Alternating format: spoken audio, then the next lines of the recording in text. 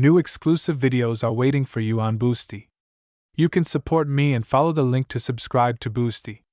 Enjoy watching. Description: How many obstacles does Naruko Uzumaki need to overcome to become happy? And will she cope? Or maybe it's better to give up. Part 3.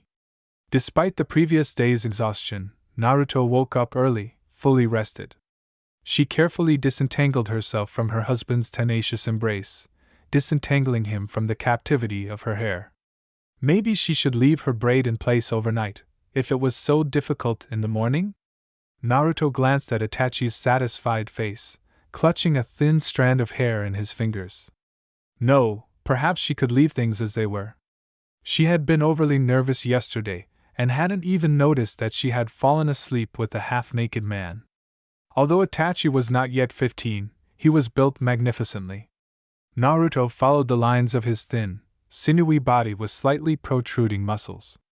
Not overpumped, flexible as a blade made of the finest steel. He would bend, but he wouldn't break. Perfect. She smiled, threw a blanket over her husband and headed to the bathroom. The contrast shower invigorated him, removing the sleepy sluggishness of his muscles. Naruto threw on a house kimono that she found on the hanger. The Uchiha elders had obviously taken care of it, because she had not yet managed to move her things out of the house, not wanting to meet the clan ahead of time. Already on the way out of the bathroom, she sensed a strange presence near the house. The sword slid from the seal on her wrist into her outstretched palm. Naruto hid her chakra and crept up to the window. 3 men in shirts with the Uchiha clan emblem and with beautifully wrapped packages in their hands stood on the threshold. They exchanged stony glances, impatiently shifting from foot to foot. But they were in no hurry to disturb the peace of the newlyweds. Naruto put away her sword and went downstairs. "Naruto-san," one of them greeted her. The others bowed silently. "We apologize for the disturbance.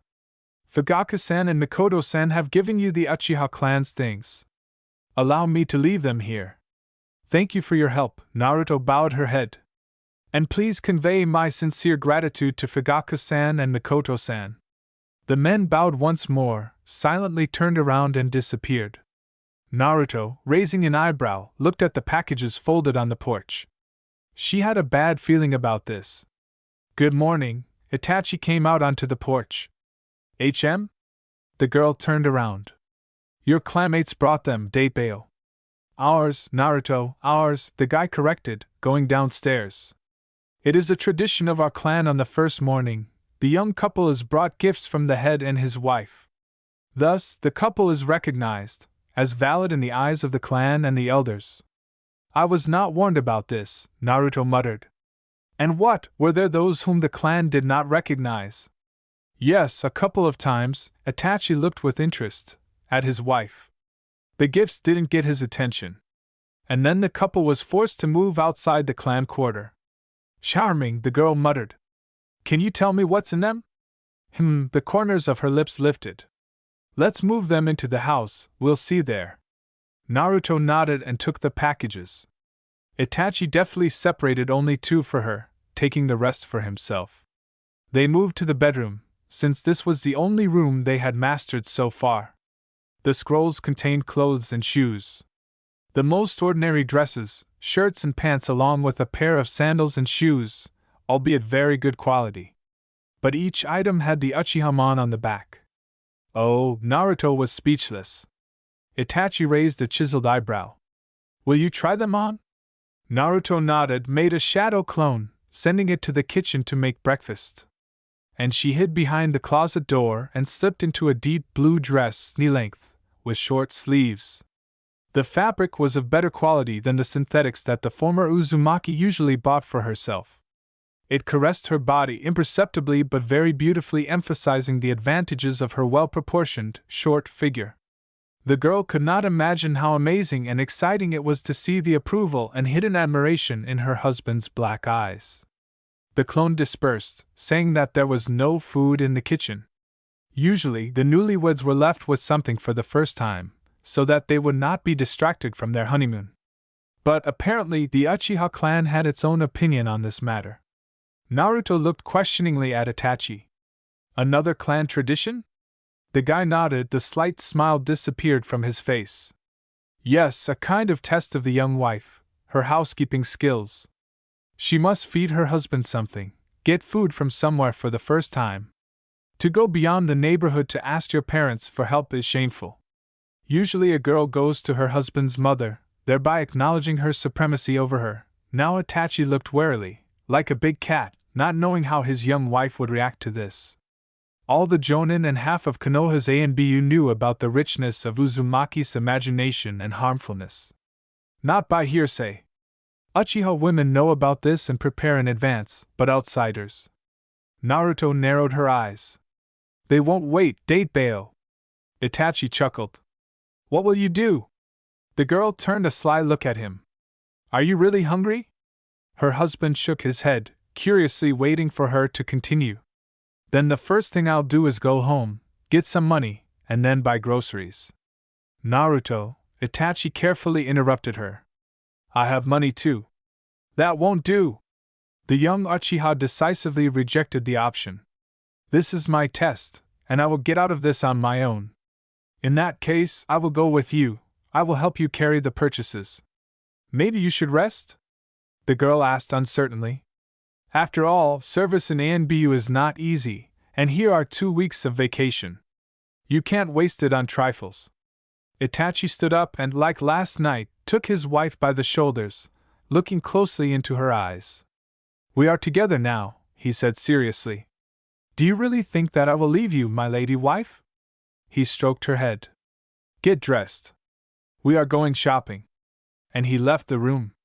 Naruto caught her breath, put her hand to her chest, where her heart was beating unevenly. Why did his weak smile alone make her head spin? She had just braided her hair and thrown it behind her back, when she felt a movement of air behind her. A thin finger ran along the Uchiha-mon on her dress. How I like this picture, Itachi said with satisfaction. Naruto smiled and they left the house together. They ran across the roofs of the clan quarter and found themselves beyond its borders. The situation changed immediately. Naruto watched in surprise as a mask appeared on Itachi's face. As alive, real and emotional as he was at home, he had become dispassionate now. All his features seemed to be covered in ice, his entire figure, his expression in his eyes not a grain of personality. The embodiment of the clan's pride, an elegant statuette. Should I do that too, Datebayo? The girl asked almost hostilely. She did not like these changes. Naruto. Itachi said it sadly, the sounds of the name fell heavily, like raindrops. The Uchiha shook her head. No, you shouldn't, I understand. It's just. She looked up. Don't be like this at home, please. Itachi allowed himself to briefly stroke his wife's cheek. I won't, he promised quietly. Naruto nodded, her smile shining again. Then let's go to my apartment. And take the dango plates with you. Was it her imagination, or did Itachi actually look a little embarrassed? Naruto carefully combed her long hair, dividing it into strands, running the brush over and over again, causing her mane to shine like a rich gold under the lamplight. The 2 weeks of the honeymoon, given to Itachi by the Hokage, were over. And with it, the period of a kind of vacuum around the young family expired. And reality burst into their house. Naruto did not have the habit of panicking and worrying over trifles. She preferred to solve all problems as they arose and depending on their degree of importance. She studied. Her grades at the academy were quite high. Household chores did not cause questions or problems. She was used to preparing a hearty breakfast for two, getting up almost at dawn. She was no longer embarrassed when she got her hands on her husband's underwear while washing. They slept together, sharing one bed, and she was not embarrassed when she saw the guy's naked body. On the contrary, she admired him. For his age, Itachi was perfectly built. Naruto considered the main problem that arose before her to be her young husband himself. Of course, Itachi Uchiha could easily claim the title of the embodied dream of any girl in the Konoha village. A genius, from a rich, successful clan, handsome, with a deep, already exciting voice and strong, but graceful hands. Even Naruto, who studied him closely enough, could not list all of his virtues. All of this would undoubtedly be true if he could separate the everyday from the domestic. If he learned to trust at least a little, to open up to his young wife. As soon as the precious 2 weeks ended, Itachi again put on his mask of the impenetrable Uchiha. And he did not take it off even at home. He walked quietly, tensely, as if constantly expecting a blow in the back, betrayal. As if Naruto could make a remark or reproach him for showing humanity. The girl understood that not everything is given at once, that she will have to make an effort to gain her husband's trust. And most importantly, she will have to learn to trust him herself. And she applied all her strength, all her efforts, to at least a little convey to Itachi a simple idea: at home there is no one to pretend to. There was no point in wasting your mental energy on playing an incomprehensible role in front of Naruto. The girl saw right through him. In addition to the heavy and responsible title of genius, heir, husband, something else weighed on her, something darker and more serious. But the girl didn't know what. And she didn't know how to ask, how to get through to him. With her mind, she understood that it was still too early, that all Uchiha were distrustful by nature, that some more time would be needed. But with her heart, she was a little offended. And she was simply tired of the constant feeling that they were on a combat mission in the middle of an enemy country. The feeling that she had ended up at the front did not disappear when she went out into the clan quarter. On the one hand, her life had hardly changed. She was still studying at the academy, taking midterm tests, training Sasuke at the same training ground. The younger Uchiha rushed in as soon as the 2 weeks were over. Judging by his face, his parents had a hard time persuading him not to bother his relatives for the past 2 weeks. On the other hand, only a blind person could fail to notice the general nervousness and tension of the clan. Naruto was not blind. Something was growing in the Uchiha clan, changes were brewing, but the girl could not say for sure what kind. Mikoto happily accepted her into her home, Fugaku welcomed her, the other members of the Uchiha treated her with respect. Naruto could not complain about this. Otherwise, almost no one talked to her. A few phrases about the weather and nature, and everything fell silent. People left. At such moments, the girl felt more than ever a stranger to these gloomy, too calm and reasonable people.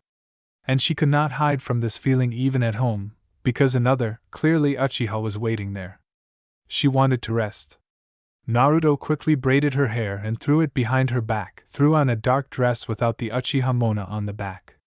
There was no point in attracting attention, especially if someone could break through her multi-layered henge. While Itachi was home, she had no opportunity to attend another lesson with the master. And this hit not only her knowledge, but also her budget. Of course, Itachi earned good money in AMBU, gave her access to the account, both personal and official, but Naruto was not going to sit on his neck. She also wanted to make a feasible contribution to family life. Therefore, she waited for her husband's first night shift and slipped out the window, rushing along the roofs towards the master's house. Along the way, she changed the route several times, checked for surveillance, changed the illusion. It was a cat, then a field mouse, then a simple dog. Naruto was naturally afraid of using human guises. Someone could ask a question about who kind of stranger leaves the house of the newlyweds of the Uchiha clan at night. Extra questions are not necessary. Finally, she reached her goal. Surprisingly, there was no light in the master's house. At all. And there was an unfamiliar smell in the air. The presence of Kyubi changed her body not only in terms of appearance, it sharpened her sense of smell and significantly increased Naruto's sensory capabilities. The girl closed her eyes. Nothing. However, this was to be expected. The master received guests and customers only in the basement, where the laboratory was located.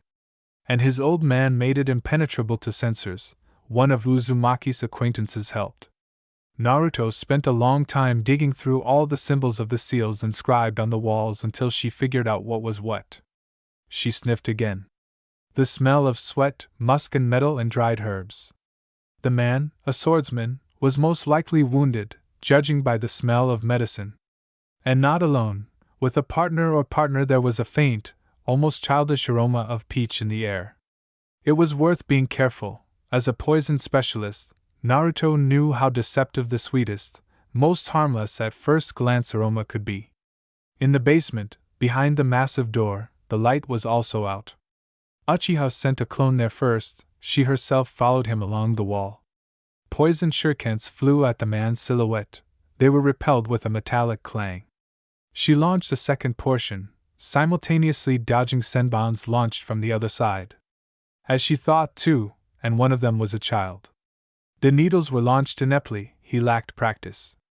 Naruto did not even bother to be distracted by him. Two clones intercepted the baby, immediately putting seals on him, completely blocking chakra. The adult swung a huge sword. Naruto snorted like a fox, she knew the laboratory like the back of her hand. It was stupid to try to outplay her on her own territory. The man reflected the projectiles, but it was hard for him. In the dark, in a cramped room filled with all sorts of fragile flasks with the most dangerous poisons, he had no room to turn around for a full-fledged attack. If Naruto was right about his role as the customer, then he wouldn't be able to use chakra either. The basement shielded the people in the room, but a surge of energy could still break through, even through the seals. Therefore, less than a minute had passed before both unexpected visitors were pinned to the wall with senbon, which the former Uzumaki did not disdain. Although she had to tinker with studying anatomy and physiology to be able to use them correctly. The girl turned on the light. A man in a wide black shirt, light pants made of rough material, bandages on his face covering the lower part of his face, and a crossed-out mist protector. At his feet lay a huge sword with a round hole at the tip and a strange depression almost at the hilt, and next to him was a funny guy with straight hair, but a shaggy fringe. Old, but clean and tidy clothes, sandals on his feet. Apparently, due to insufficient nutrition and long walks, he seemed younger than he actually was. The girl was burned by the furious gaze of a novice killer. The guy clearly knew where and what to hit, which meant he was no longer a child in the full sense of the word. Naruto noted the subtle sophistication of his features, the general prettiness of his appearance. When he grows up, he can easily be confused with a girl. They smelled of ash and blood. Wars have always been fought in the mist. For power, for money, for an improved genome. White bandages were visible on the man's side, on which a blood stain was spreading. So who are you? Naruto approached the pinned shinobi. She was not overly trusting, and so each of them got a senbon in a certain spot, because of which the entire body, except for speech functions, was paralyzed. The boy snorted proudly. He would have turned away and raised his nose if he could.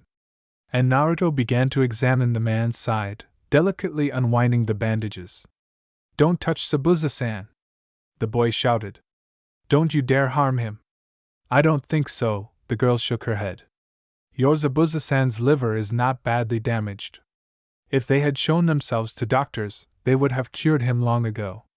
"We can't," the man said dully. Naruto activated medical techniques. No one had ever helped the demon, she was kicked out of the hospital. In order not to rely entirely on Kurama's regeneration, after controlling Naruto's chakra, she took up medicine. "Why are you treating us?" The shinobi asked the question that was troubling him. "Because you could only get into Konoha unnoticed if the master took you along his secret paths." She chuckled, meeting the swordsman's gaze. "Same with the basement. Only 2 people can get in here, the teacher and me, the security seals won't let anyone else in. So, you're either his acquaintances or his clients, there's no other option." "And I told you, Zabuza, you shouldn't provoke my student," came from the threshold. The master walked over and sat down on one of the high chairs, watching the treatment progress. If she had been a little stupider, and hadn't made the conclusion she voiced, your skin would have been pretty punctured.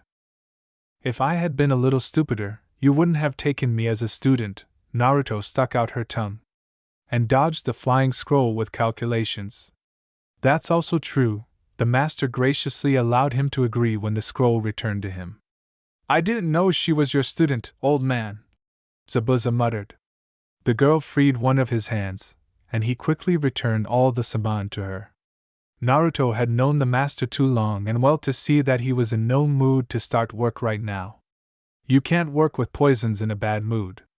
And so the girl went to put the kettle on. When she returned, the massive table with equipment had been moved to the wall, and in its place stood a small folding table with cups and plates. The girl unpacked her own scrolls and took out lunch for the whole company. She liked to cook, to invent new dishes, and the master could no longer bear to see the food he had prepared with his own hands. In this matter, they came to a compromise. Uzumaki cooked, and the master paid extra. At first, the boy sulked and tried not to look in the direction of the appetizingly smelling dishes, demonstratively sipping tea. His pride gave in when he saw Zabuza bite into a juicy piece of meat with his sharp, shark-like teeth. Golden, aromatic meat juice dripped onto the plate. The potatoes beckoned with their round, crispy barrels, so bright, framed by richly green vegetables. The pie with fish filling beckoned and attracted the eye with its ruddy crust. Naruto preferred the criteria of dense and filling in food, not understanding those who are constantly on a diet. The body needs a lot of energy to live, the body of a shinobi even more so. The boy swallowed his saliva and hesitantly put a portion on himself. Everything and more. After the first piece, he pounced on the food, sweeping everything off his plate. Chopsticks flashed. Naruto smiled into her cup, exchanging glances with the master, who also looked pleased. And cunning. Old fox. We still haven't introduced ourselves to each other, the girl smiled. I am Uchiha Naruto. After this phrase, Zabuza's jaws froze. He stopped without finishing chewing. Haku choked on a potato and started coughing. The swordsman came too, slapped his partner on the back. Naruto noted that he slapped softly, controlling his strength. He clearly treated the boy warmer than he let on. Uchiha? But you are, from the police. The boy blinked his eyes. Naruto barely held back a smile. A chuckle was heard from the master. And she imagined how it looked from the outside. Sitting in a secret basement, making poisons and antidotes to order, drinking tea with renegades from other villages. This clearly did not fit with the image of a law-abiding representative of the Uchiha clan, the head of the police. So what, Datebeo? She shrugged. So what is your name? Momochi Zabuza. The jaws started moving again. The swordsman decided for himself that if the master's student didn't think about problems, then he shouldn't either. Haku, the guy simply answered. And he started on the stewed carrots, following the example of his older partner. I didn't think you'd come to me again. The master sipped jasmine tea, crunching on shortbread cookies, which were his secret weakness. If he could, he would eat them for breakfast, lunch, and dinner. After the wedding with the heir of the clan. Naruto only raised her eyebrows and shrugged her shoulders again. It was clear that she was doing this not because she had a good life, not only for the sake of studying, but also for the money. And now that she had entered a wealthy clan, she didn't need to work. But she wanted to. This was part of her life, her decision, and she was not going to give it up. Uzumaki don't give up. Moreover, she promised that no Uchiha clan would change her. Speaking of Uchiha, tell me, am I a good cook? Yes, Zabuza simply answered and helped himself to some more meat. Definitely, the teacher crunched on a cookie. Even Haku nodded almost imperceptibly, leaning on the vegetables again. The girl sighed and pushed a plate of chicken towards him. He needed to eat more and better to gain weight and catch up on his age. Haku quietly thanked her and sank his snow-white teeth into a chicken leg. I do the laundry, clean, the house is in order. I don't argue with his parents, I run the household, meet him from duty and even periodically treat him after training. But how can I explain to my husband that he doesn't need to live at home like he's on a dangerous mission? I'm not a high-class missing mean to attack him. Naruto filled her cup again and looked down at the cookie. She didn't like to confide in strangers, but she no longer had the strength to keep everything to herself. It was too much. And there was no one to share it with. The mentor at the orphanage wouldn't understand. She was an old-school woman, where the wife was the keeper of the hearth, the mother of the children, an addition to her husband, uncomplaining and speechless. The children at the orphanage were still too young. Sasuke idolized his brother, but had no understanding of his nature and the motives behind his actions. Only the master remained. Zabuza and Haku had become a pleasant addition. They would leave before dawn and forget about the revelations of one blonde. And even if they didn't forget, they wouldn't be able to use them for their own purposes, nor prove anything. In extreme cases, there were always a few test tubes from the table that had been moved aside. Aren't you afraid to tell us this? Zabuza seemed to read the girl's thoughts, grinned, showing sharp teeth. Naruto raised an eyebrow and nodded towards the lab equipment. I will find a way not only to erase your memory, but also to silence you, she answered with a smile, pouring tea for the others. Haku looked suspiciously, clearly wanted to try the mentor's drink to check for poisons. And Zabuza drilled the girl with a piercing gaze, to which she responded with a serene gaze of blue eyes. Due to her character, Naruto was not very good at creating and wearing masks, like the Uchiha. All her emotions and feelings immediately showed on her face. The master helped to turn this disadvantage into an advantage, to take advantage of it. A lot of diverse, but not too bright emotions, smoothly flowing into each other, similar in mood, in some ways true and truthful, but hiding the girl's true thoughts. This is what the fluid mask of the former Uzumaki became. Now Zabuza saw that the girl sincerely did not wish them harm, but if necessary, she would be able to stop them. He leaned back in his chair, crossed his arms over his chest. You know, the Uchiha definitely do not deserve you, he chuckled. Are you sure you do not want to leave your husband? No, I like him, the girl smiled. Sunny remembered Itachi. His relaxation in sleep, which she used to study him. His politeness, his thin, imperceptible smile directed at Naruto. Just raised corners of his lips, a slightly softer line, but it warmed his soul. A weak blush flared on her cheeks. The former Uzumaki bit her lip, but repeated, I like him, Datebeo. Then accept the fact that you will never see a clear manifestation of all his feelings. Zabuza shrugged, frowned. He remembered something unpleasant. I had to deal with your clanmates on a mission. Believe me, they are all some kind of frostbitten. Be patient. Only by faithful waiting will you melt this ice, the master echoed, pushing the cup away. Naruto twirled her cup in her hands, watching the golden drink lick the smooth walls. So, patience, she sighed. I am ready to remain silent, not to say anything, to wait. But sometimes I really want to create clones and shake it, Datebeo. She narrowed her eyes. And Momochi Zabuza laughed. Loudly, heartily. Perhaps only you can do this, he decided. I would like to see it, but alas, I will have to leave you. Zabuza-san, you came to order something, right? Naruto moved on to business matters. Poison for my sword, he nodded at the blade left by the wall. And for Haku's Senbon.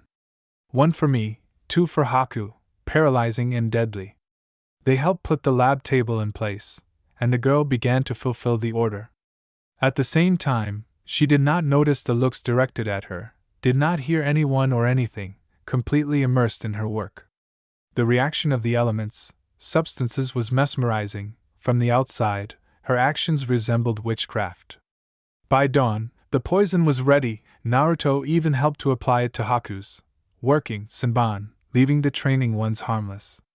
Momochi was going to process his sword himself, in a calm, safe place, so as not to rush and not miss anything. Together with the master, the former Uzumaki went to see off the customers. She definitely liked these shinobi. Behind their demonstrative master-servant relationship, there was more, much more. It was not difficult to get Haku to talk. After a hearty dinner, he warmed up, he felt sleepy, and his vigilance weakened. And the swordsman was taken by the master, giving the student room to act. The entire shinobi world, their very mentality is tied to the ability and skill to protect a loved one. Therefore, sometimes the words, I want to protect you, say more about love than the most colorful and vivid confessions. Haku wanted to protect Zabuza, the first person who took care of him. He wanted his dreams to come true, he wanted to make them come true. Even if he had to die for it. A worthy desire. Naruto only didn't like the fact that for this the guy was ready to give up his individuality, to become a simple weapon. Haku quietly admitted that he possessed the element of ice, an improved genome. Apparently it was too much. Naruto knew from his teacher how such shinobi were treated in the mist. They were used as weapons, often free and speechless. Haku was also threatened with a similar fate, because Momochi took him with him precisely for this. But during their entire journey, he played the role of Zabuza's partner, rather than a servant. He carried out the task equally, helped to set up the camp during stops, and often stood aside while Momochi earned a living for both of them, because he received orders not to interfere. And the fact that the swordsman gave him the best chair in the room, and the fact that, albeit rudely, he made him wrap himself in a blanket when the boy got cold, spoke for themselves. Naruto shoved a couple of scrolls into the boy's hands. Although Haku was most likely older than her, because of his appearance, naivety, and some defenselessness, the girl could not perceive him like that. He seemed younger to her, even younger than Sasuke, who already showed considerable independence and stubbornness at his age. There are only a couple of dinners here, but better than nothing, she smiled and leaned towards the boy. The weapons are polished, sharpened, and preserved, but not overused. She tugged at the blanket that was still hanging on Haku's shoulders. She flicked him on the nose and smiled. It wasn't that cold in the basement. Think about it. And she walked away to a safe distance. Haku blushed a little, looked at his mentor, and nodded in response. Zabuza gave him an unreadable look and turned to the girl. Still, I was right, your clan does not deserve such a gift. Would you like to join us? A poison master of your level would be very useful to us. The pay is good, and I will always be able to protect you. I can stand up for myself, Sir Swordsman. Naruto did not name names just in case. But thank you for the offer. It flatters me very much. Maybe we will see each other again. Zabuza waved his hand and disappeared into the darkness. Haku bowed briefly and ran after him. Do you think they'll be okay? The teacher asked as they were heading back. They had already left the secret paths, for a narrow street of Konoha with a few lanterns. Naruto, as always, was wearing a multi-layered henge. The master lit a pipe. An ordinary couple, an old man and an old woman. Haku is a smart boy, the Uchiha nodded. I think he'll understand the hints. But if not, his problems. Reasonable. They didn't talk anymore. Dawn was just breaking in the east. The sun's rays had not yet entered their full strength, and therefore the night darkness acquired thin red veins that grew wider and brighter with each passing minute. Having thrown off the cat's henge, Naruto slipped into the bedroom. Itachi was lying on the bed, reading a book in the light of the lamp. The girl nodded in greeting and headed to the bathroom. She had prepared breakfast the night before, sealed it hot in a scroll. The clothes were washed. The clones cleaned the house well. She herself weeded a flower bed she accidentally found behind the house. And she even cleaned a little the small pond. So she has every right to sleep until lunch. After the coolness of the night, the scalding hot shower seemed like pure bliss. Naruto basked under the water for a good half hour, in no hurry to get out. Like her, Itachi loved very hot water, almost boiling water. True, if for Naruto it was just a whim, then for the Uchiha it was a harsh necessity. Due to poor blood circulation, his hands and feet were constantly freezing. In bed, he tried to cuddle up to the hot Uzumaki, slipping his icy paws under her. Naruto did not mind. After all, it was not difficult for her to sleep with him in an embrace. It seemed to her that this made them a little closer. The next morning, after Itachi quietly admitted the invaluable benefit of her proximity for warming his extremities, Naruto personally checked and improved the household seals. The water, passing through a special fuin, heated up almost to the state of boiling water, which could not but please both Uchiha. Itachi didn't say a word as Naruto returned to the bedroom and silently lay down on the bed, covering herself with the blanket. Her long, dry hair fell between them like an insurmountable boundary. Naruto waited for her husband to take a step and was already beginning to doze off when Itachi gently touched her hair. Now I know why my parents are like this. My father spent too much time doubting and hesitating, and my mother was tired of hitting her head against his armor. Now there is only duty to the clan and the heirs between them. I don't want things to be like this for us.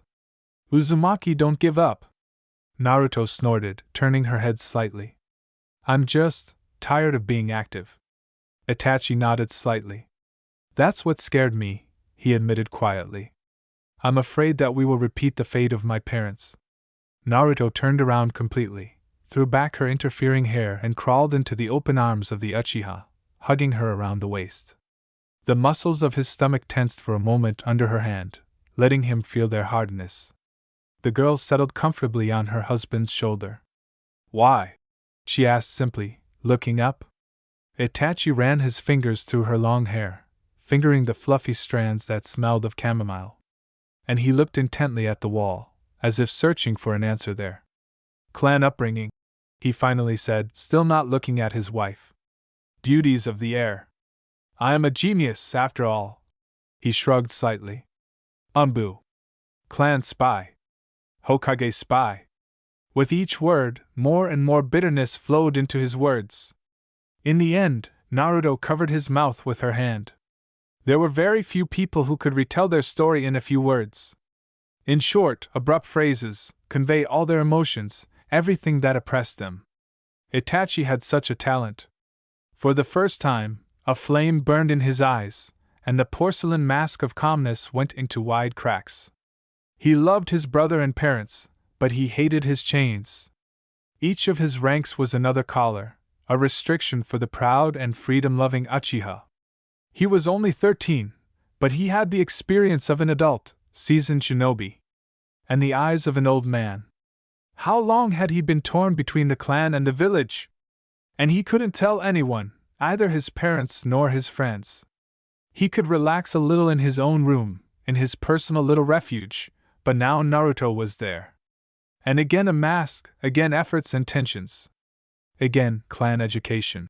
Naruto hugged her husband tightly, buried her face in his pale chest, strewn with numerous scars, and squeezed his hands with all her might. Forgive me, she whispered quietly. I don't know what's going on in the clan. I don't know what the Hokage demands of you. But I will be on your side. Always. Because I like you. A hot wave of blood rushed to her cheeks and ears, thin fingers squeezed her chin, lifting her face. Naruto watched as the black pools carefully searched for something in her features, and she took off her mobile mask. She opened up before him. Itachi's face relaxed a little, and the girl seemed to actually hear the ringing of one of the chains breaking. She couldn't hold back her smile. She had succeeded. She returned to her husband's shoulder again. He hugged her, began to sort through strands of hair. But now she no longer felt like an outsider, a stranger. She had found her place. Her place was in the arms of Itachi Uchiha. Where have you been all this time? He asked calmly. However, his tension was felt. Naruto was walking not even on thin ice on a wire over an abyss. One wrong step, and she would lose the crumbs of trust she had so hard to acquire. What was that saying? You take a step and they step towards you. I learned to make poisons and antidotes. Also a little medicine, she smiled. I earn money, in a word.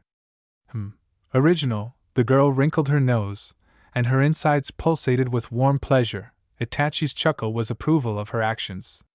Once Marino Ibiki said that the Uchiha can safely be locked in an interrogation cell and trainees can be taken there to clearly show them how the best executioners can be driven to suicide with complete control of emotions and chuckles instead of normal words. Emotions finally appeared in her voice. Marino Ibiki? Naruto frowned, remembering.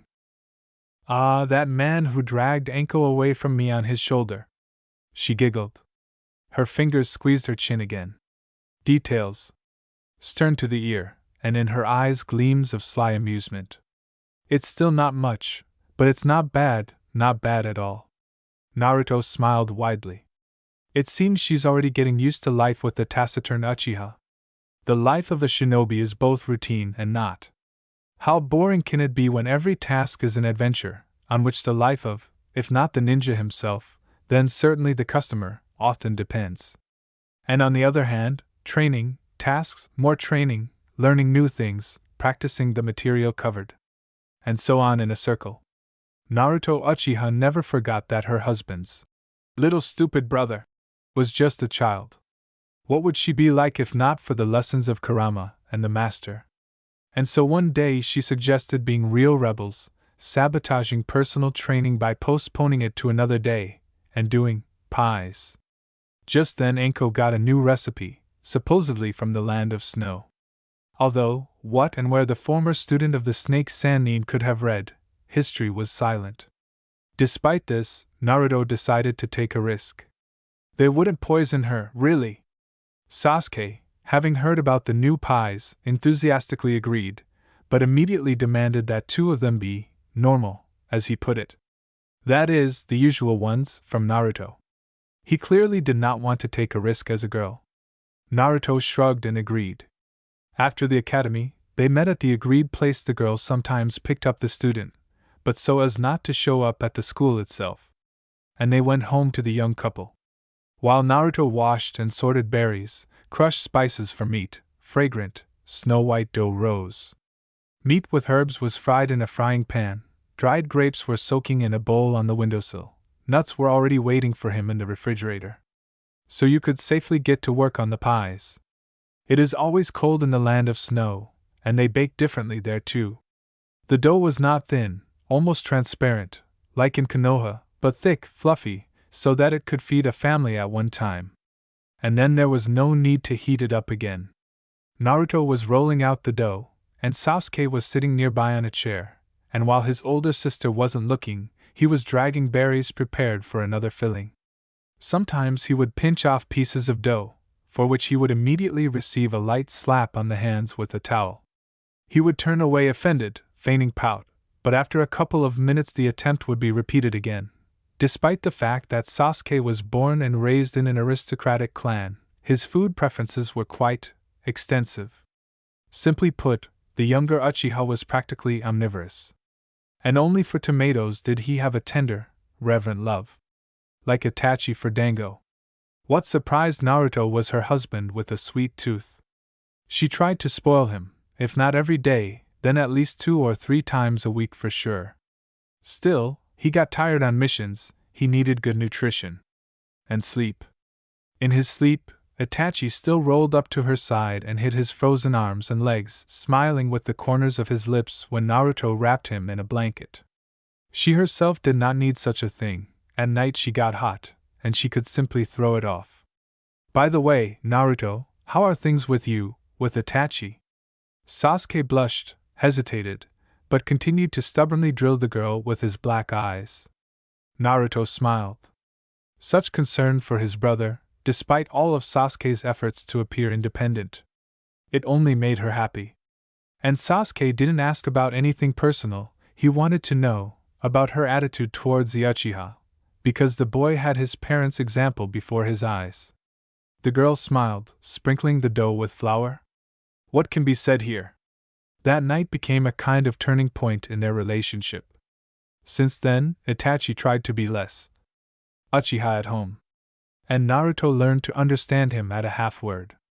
Maybe not much, but Itachi became more relaxed, freer. Closer to Naruto. Often in the evenings they just sat on the porch. Naruto was telling about something, waving her arms. And suddenly she fell silent, catching an attentive look at herself. No one had ever listened to her like that. And also, a warm Naru appeared. Unexpectedly, but so pleasantly, excitingly. The stupid heart lost its rhythm when a quiet voice called her, Naru. The phrases, our home, welcome back, take care, stopped being empty and formal. They had so much meaning. And a short touch of lips to the cheek. Everything is good. A dreamy smile burst out on his lips against his will. His fingers touched his cheek, staining it with flour. Oh no! Sasuke waved his hands. I don't want to know anything about Anai-san's personal life. That's not what I was asking about. And rightly so, the girl said instructively. You are still too young to know about our personal life. Speaking of young, Naruto, how old are you?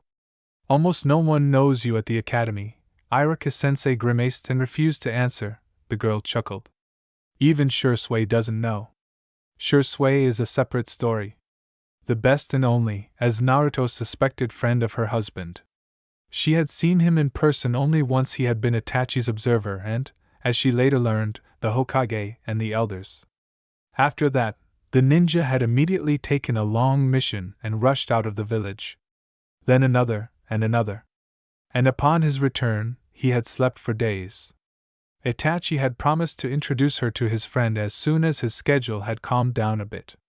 Naturally, Sasuke was embarrassed to ask his brother such questions, so that he wouldn't laugh at his inability to find out the age of his acquired sister.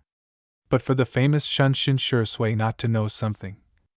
Naruto chuckled and turned to the preheated oven. It was time to put the pies in.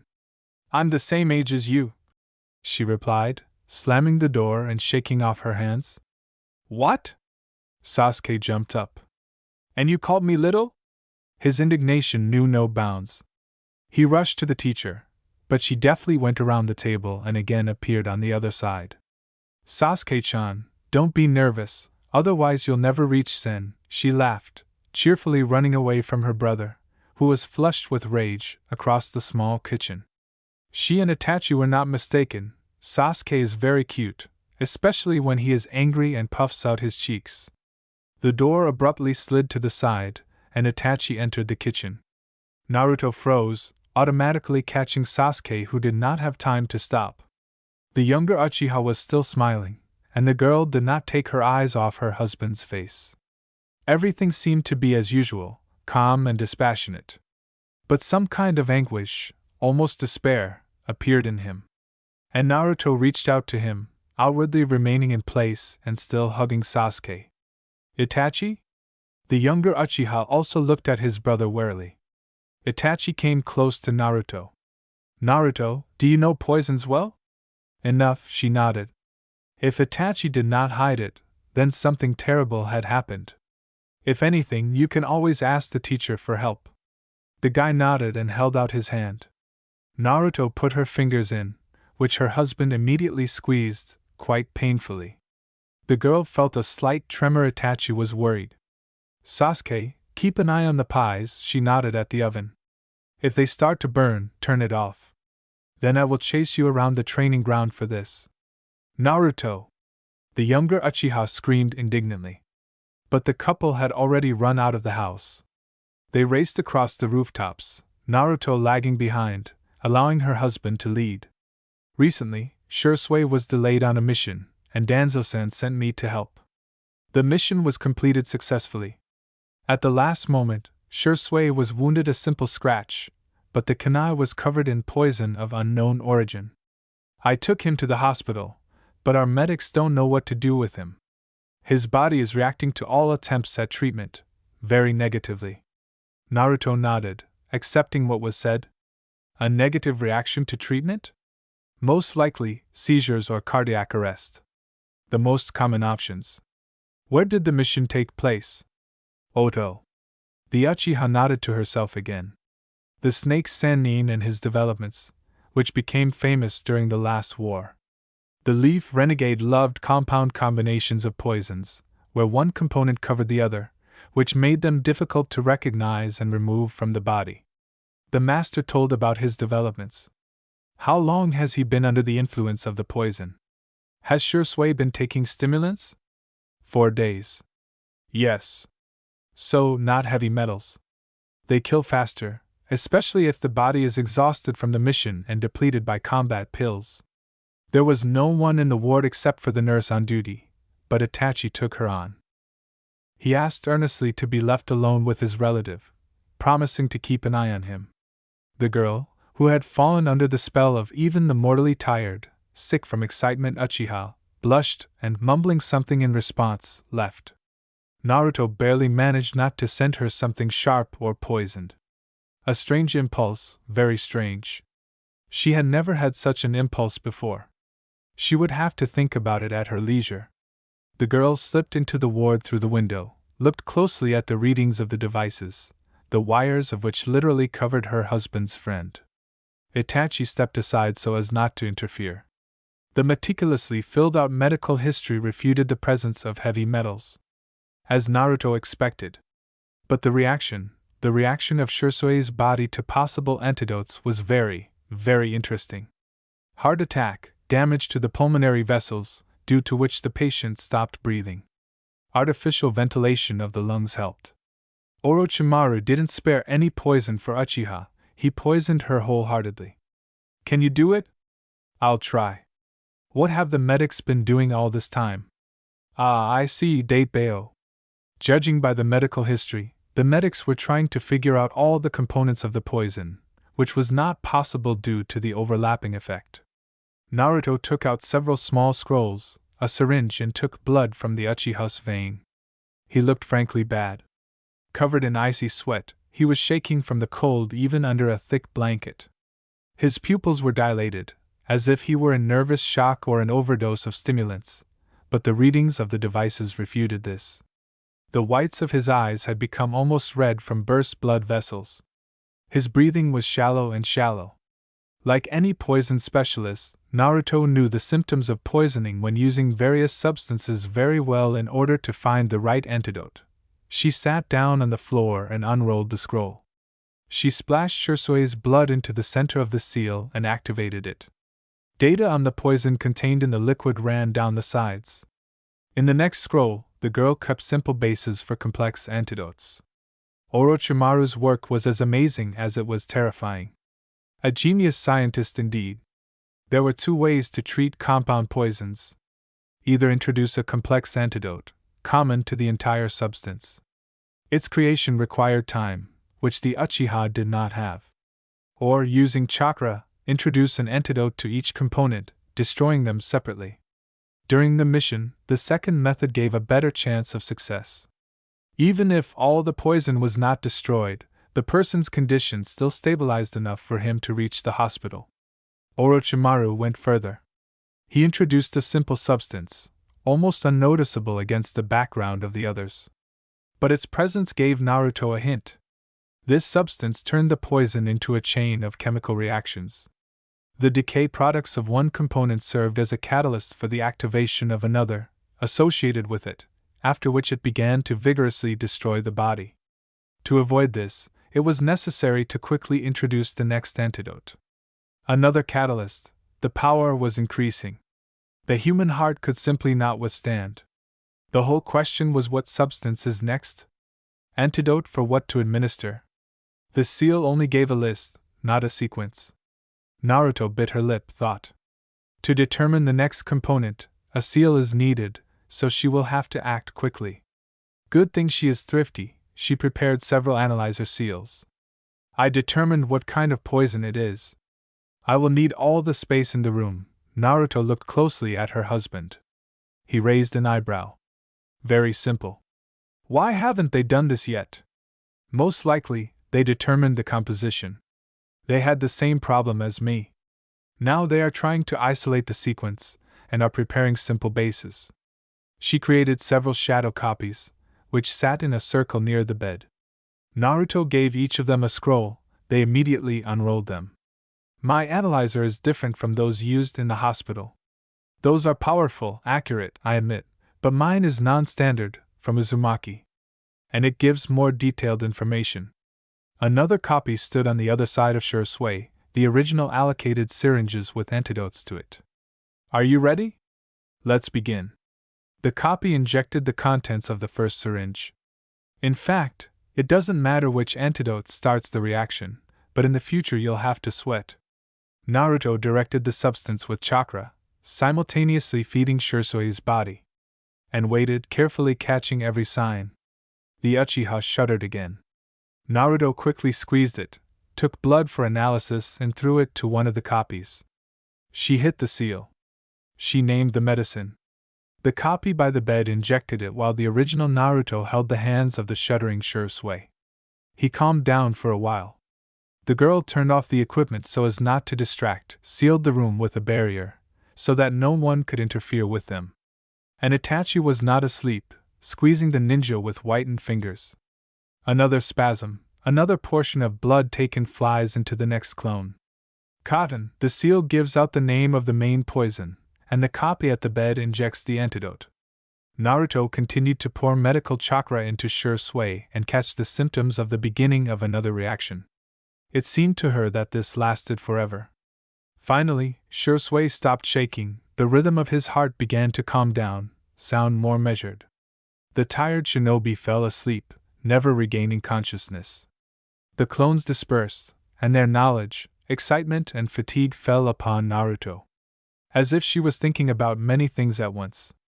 There was something in this pile of information that alarmed her. Something non-standard, almost not characteristic of the Orochimaru she had heard about. Unless he had a different goal than poisoning the Uchiha. Naru? Itachi approached unnoticed, took her hand. Everything is fine. He is just sleeping, the girl smiled, removed all traces of her presence in the ward. I have to go. I don't want them to ask unnecessary questions. Your analyzers could be useful to Konoha. He was not asking, he was stating. The hospital's fiends are also good. She looked up, looked seriously at her husband. I want to have aces up my sleeve. So to speak, reserves for a rainy day. Itachi nodded and briefly hugged the girl. I agree, he whispered and pushed her towards the window. Naruto ran out of the hospital. The information transmitted from the clones finally settled. And she realized what had alerted her.